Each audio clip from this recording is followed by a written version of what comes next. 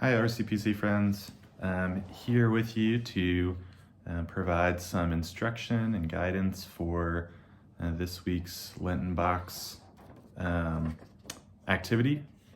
We'll be doing some soap carving. I was remembering back to my Boy Scout days, Cub Scout days, so I'm going to pull out my very first pocket knife where I first learned how to wood carve using soap. So you can use an old Cub Scout pocket knife, you can use a butter knife, they all work for carving soap. One other thing to mention is that soap is very forgiving, so don't be put off by thinking you're getting into something over your head. It's really easy to fix mistakes. I'll show you how to do a little bit of that later on.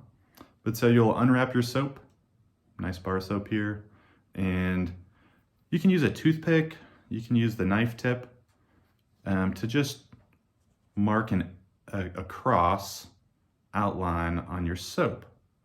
And you want to push somewhat hard, but not too hard to crumble the soap. And so I've come down here and then I'll go across to make arm of the cross.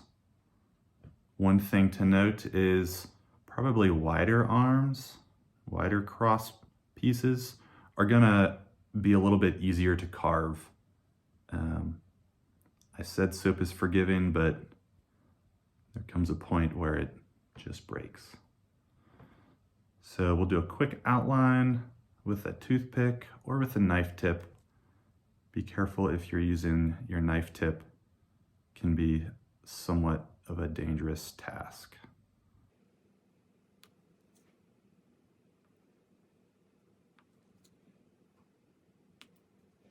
All right, you can see I have a nice little outline of a cross.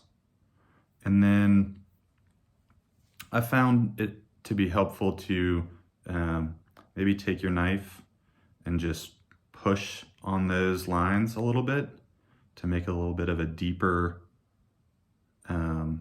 cut. And actually the woodworking term that we're going to be using and what we're cutting right now are called stop cuts. So they are intended to stop your knife from going any further as you're cutting out excess.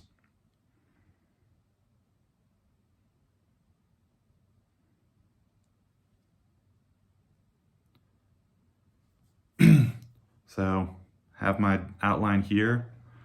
We'll just very gently carve off pieces of our soap bar. We can bring our stop cut around the corner here.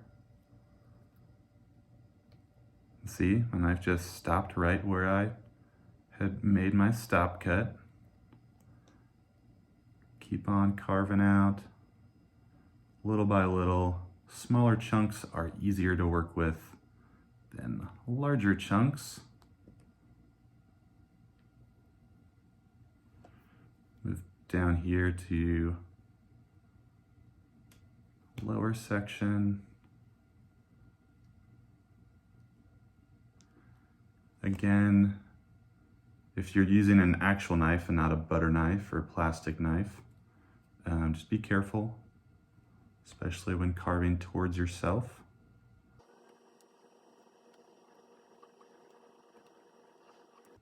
All right, so we have half of the cross done there. We'll carve the other side out really quick.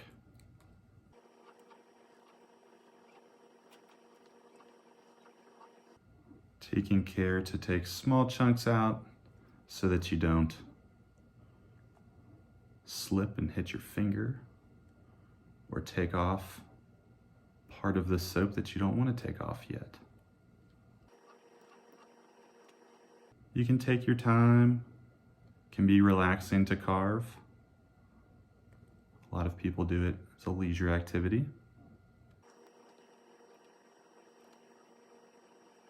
Again, as you get closer and closer to your preferred lines, smaller cuts are easier to control.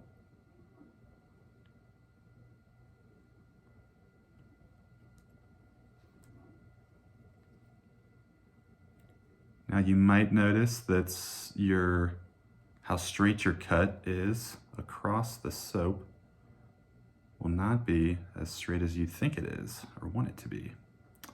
But nonetheless, we get our cross made out of soap. So, I have a couple of other examples as I was practicing. Look very similar. Now, I mentioned that soap is forgiven if you accidentally make your arms a little too thin and they happen to break off. You can sometimes just push them back on, or here's a little trick, a little dish of water. Just put your finger in the water, put your finger on the soap.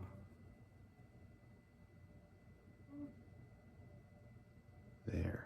Whoop, the other side fell off. Add a little more back. Good as new. All right, happy carving, and everyone stay safe.